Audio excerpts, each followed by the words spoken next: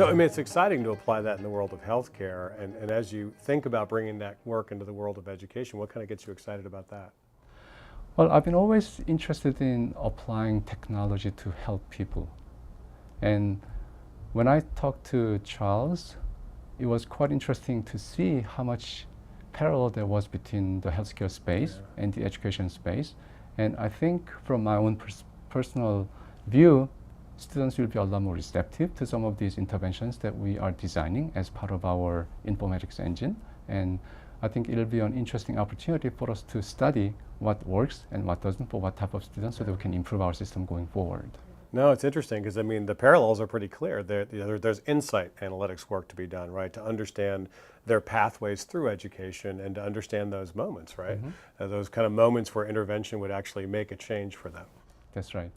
And we also like to understand what triggers will be effective for what kinds of students and going through what type of situations throughout their academic career. Yeah, you're pretty passionate about understanding the different types of students. I mean, in higher education, we're pretty good at taking common kind of demographic cuts at this.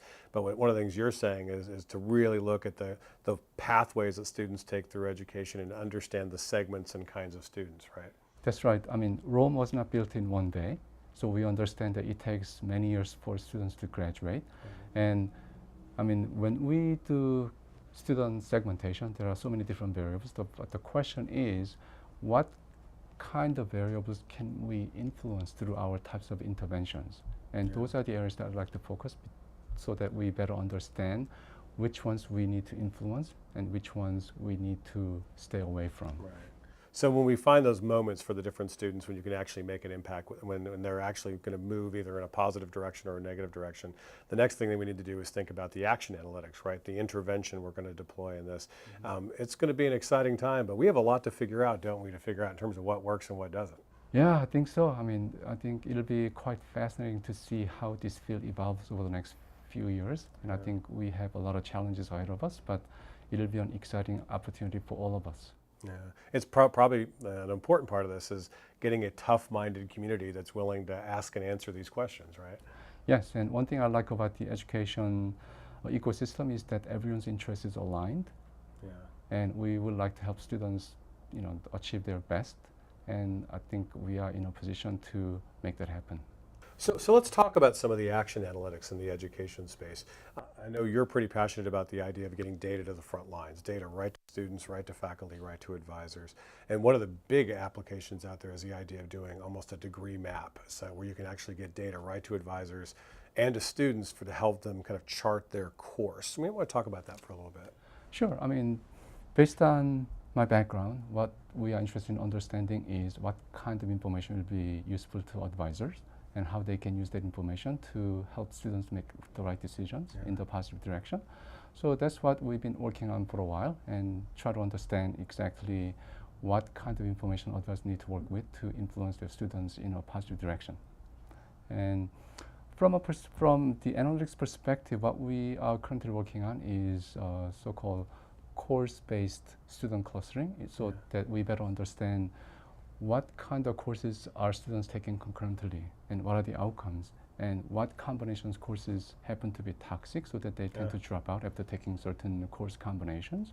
And just like Netflix and Amazon, we use some of those techniques such as collaborative filtering to better understand how we can actually help students come up with optimal sequence of courses and also have that kind of information available to advisors so they can work together to come up with the best scheduling of the courses to help them graduate faster. No, that's really interesting. So based on that personalized predictive model, it's the idea that this is the set of courses that it would be best for you to take next. They have optimal outcomes, but also the analysis of, by the way, you've chosen to try to take these set of courses. Our data say they might be toxic. You might be failing if you take these courses because people like you who've tried this in the last 5 years haven't succeeded real well. Is that the kind of thing you're talking about? That's right. And also what's interesting is that in some other works, there has been a lot of research done on social networks. And what we've seen was that in certain cases, I mean, there is this peer-to-peer coaching network that naturally emerges. And if you look at how programs help out each other in Stack Overflow, I think there's some logic that we can apply to the education space. So we are looking into the possibility of basically determining social networks based on how students actually interact with one another through LMS system and discussion forums and so on, and identify how to create opportunities for peer-to-peer coaching.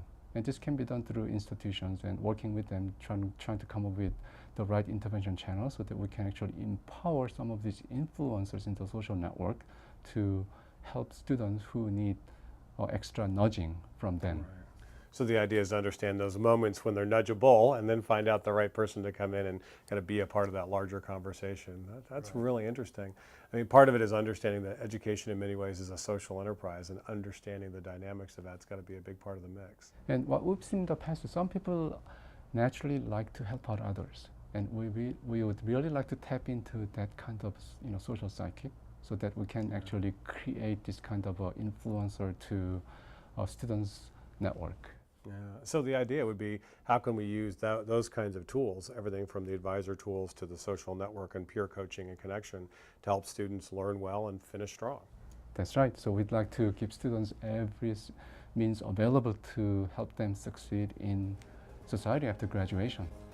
Nice. Thank you so much. Thank you.